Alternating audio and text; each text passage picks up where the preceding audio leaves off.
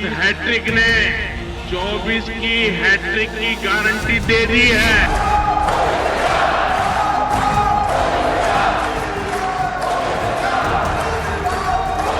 तीन राज्यों में विराट विजय के बाद भरी संसद में जो आत्मविश्वास आकार ले रहा था भगवा पार्टी के सांसदों का,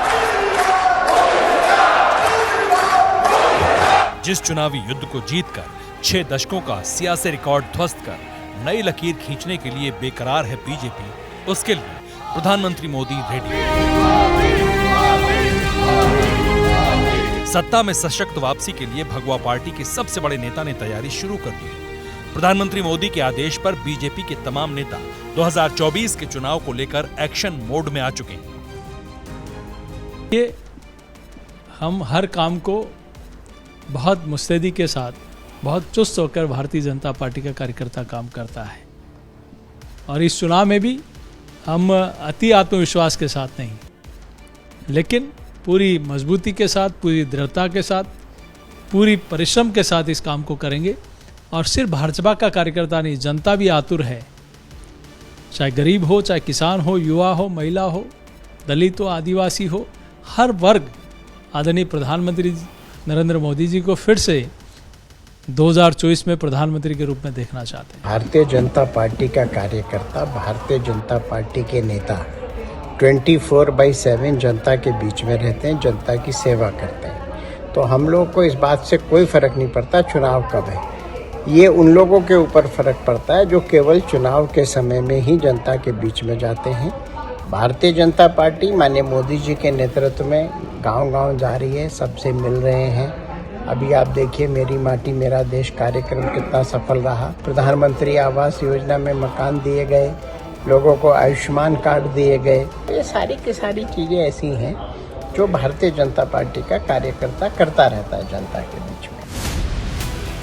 तो यहीं से सवाल उठ रहे हैं कि क्या इस बार समय से पहले लोकसभा का चुनाव होगा? 2024 जीतने के लिए बीजेपी का मोदी प्लान क्या है? कैसे 118 दिन पहले बीजेपी एक्शन मोड में दिख रही है? पार्षद से लेकर पार्लियामेंट तक के चुनाव में पूरा जोर लगा देने वाले बीजेपी के नेता अगले लक्ष्य को हासिल करने में जुट चुके हैं।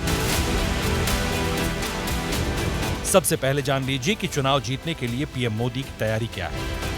पदाधिकारियों की बैठक, हर सीट के लिए रणनीति, 51% समर्थन का लक्ष्य, कार्यकर्ताओं से सीधा संवाद, बड़े नेताओं को जिम्मेदारी, महिला वोट पर फोकस।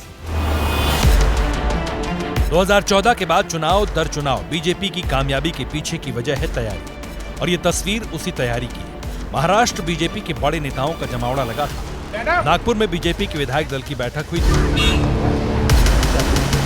इस बैठक में महाराष्ट्र बीजेपी के कई बड़े नेता शामिल थे। डिप्टी सीएम देवेंद्र फडणवीस थे, महाराष्ट्र प्रदेश अध्यक्ष चंद्रशेखर बावनकुले थे और तमाम विधायक थे। इसी बैठक में ये कहा गया कि 55 दिनों के बाद कभी भी आचार संहिता लागू हो सकती है। सूत्रों के मुताबिक उस बैठक में ये बताया गया कि 25 जनवरी तक महाराष्ट्र में 50 लाख नमो ऐप डाउनलोड करने का लक्ष्य दिया गया है। सूत्रों के मुताबिक प्रदेश बीजेपी अध्यक्ष ने हर विधायक को कम से कम 5 मिनट नमो ऐप देखने के लिए कहा है। केंद्र और राज्य सरकार की योजनाओं के बारे में समझकर लोगों तक पहुंचाने के लिए कहा है। देवेंद्र फडणवीस ने विधायकों को ज्यादा से ज्यादा सोशल मीडिया पर सक्रिय रहने के लिए कहा है। हालांकि वक्त से पहले चुनाव की बात को केंद्रीय मंत्री खारिज कर चुके हैं, लेकिन बीजेपी ने कार्यकर्ताओं और विधायकों के लिए टारगेट सेट कर दिया है और उसी टारगेट को पूरा करने के लिए बीजेपी के नेता कार्यकर्ता गली गली घूम रहे हैं। विश्वकर्मा योजना के जरिए वोटरों को साधने की ये तैयारी है। रियायती ब्याज दर पर लोन देने के लिए कुम्हारों, शिल्पकारों के घर घर जाकर फॉर्म भरवाया जा रहा है। इसके जरिए लोहार, सुनार, कारपेंटर और मोची समेत 18 तरह के कारोबार करने वालों को 1-1 लाख रुपए दिए जाएंगे।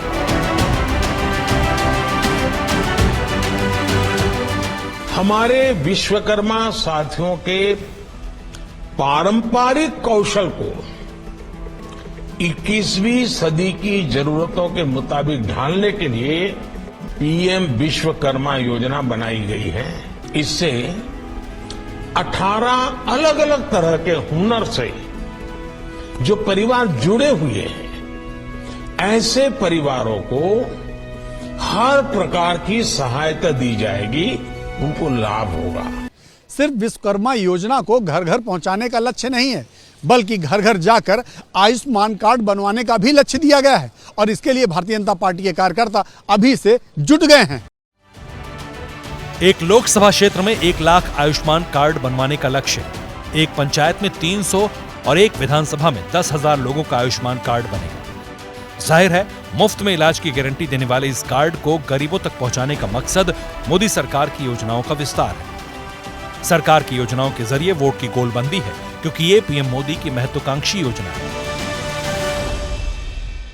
देश के 50 करोड़ से ज्यादा भाई बहनों को 5 लाख रुपए तक का हेल्थ एश्योरेंस देने वाली ये दुनिया की अपनी तरह की सबसे बड़ी योजना है। इन्हीं योजनाओं के आसरे अमित शाह ने लोकसभा चुनाव में भी 51% वोट बीजेपी के पक्ष में लाने के लिए कहा है। बीजेपी कार्यकर्ताओं को ये जिम्मेदारी दी गई है कि वो अपने इलाके से 51% वोट मोदी को दिलाएं।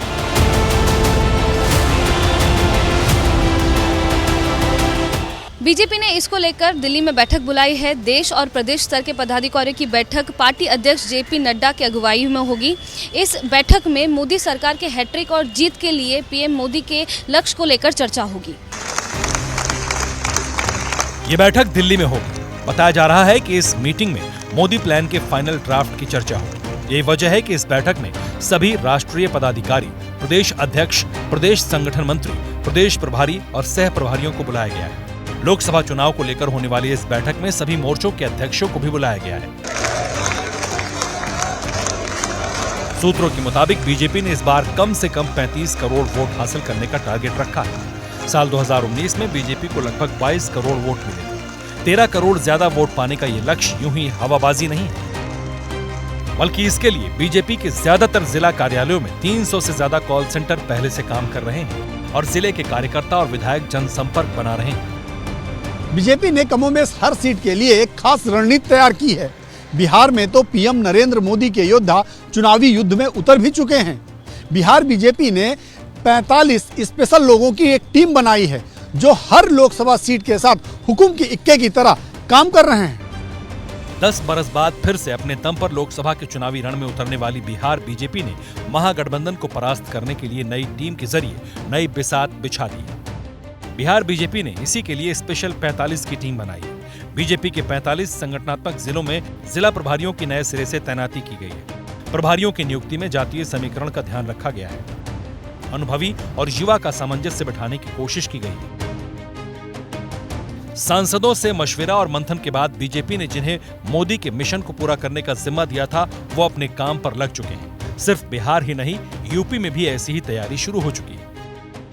बीजेपी कार्यकर्ताओं को महिलाओं पर ज्यादा से ज्यादा फोकस करने के लिए कहा गया है। संसद में बहुप्रतीक्षित महिला आरक्षण को अमली जामा पहनाने का फायदा बीजेपी लेना चाहती है। इसको लेकर पिछले हफ्ते बीजेपी की महिला मोर्चा की बैठक बुलाई गई थी। बैठक में बताया गया कि कैसे महिलाओं को लेकर पीएम मोदी की योजनाओं को घर घर पहुंचाना है। पेशेवर या शौकिया यात्राएं करने वाली महिलाओं के बीच भी पार्टी की पैठ बनाने के लिए कहा गया है। एनजीओ संचालित करने वाली और खेलकूद से जुड़ी महिलाओं के बीच भी जाने के लिए कहा गया। बीजेपी हेडक्वार्टर से मंत्र लेकर निकली महिला नेताओं ने इसका प्रचार प्रसार भी शुरू कर दिया है। इसके अलावा जिन 3 अलग राज्यों में सरकार बनाई है, सरकार ने 3 नई टीमें शामिल की है। वहां के पूर्व नेताओं को भी बड़ी जिम्मेदारी देने की तैयारी हुई है। जैसे कि राजस्थान, मध्य प्रदेश और छत्तीसगढ़ के पूर्व मुख्यमंत्री और मंत्रियों को दिल्ली लाने का रोड मैप तैयार हो चुका है। जिन सांसदों को विधायकी का चुनाव लड़ाया गया, उनमें से कई नेता हैं जिन्हें केंद्र में लाने की तैयारी है।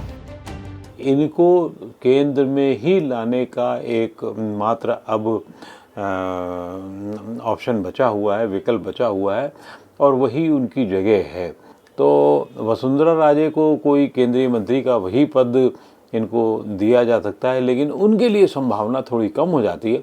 शिवराज को जरूर ये हो सकता है कि क्योंकि अब नड्डा जी का भी कार्यकाल खत्म होने पर है और वो जिस तरीके से पार्टी के सिपाही रहे हैं उसमें उनको कुछ पद दिया जा सकता है, ऊंचा पद दिया जा सकता है। कई सांसद हैं जिनकी छुट्टी होगी, खासकर वो सांसद जो विधायकी का चुनाव हार चुके हैं। उनकी जगह नए चेहरों को उतारा जा सकता है। इसके अलावा दूसरे सूबों में कई सांसदों की सीटों की अदला बदली की तैयारी हो चुकी है। तो कई सांसदों की विदाई की जाएगी और इसके लिए पार्टी ने पूरी तैयारी कर ली। इसलिए कहा जा रहा है कि नरेंद्र मोदी 2024 के चुनाव के लिए पूरी तरह से तैयार हैं।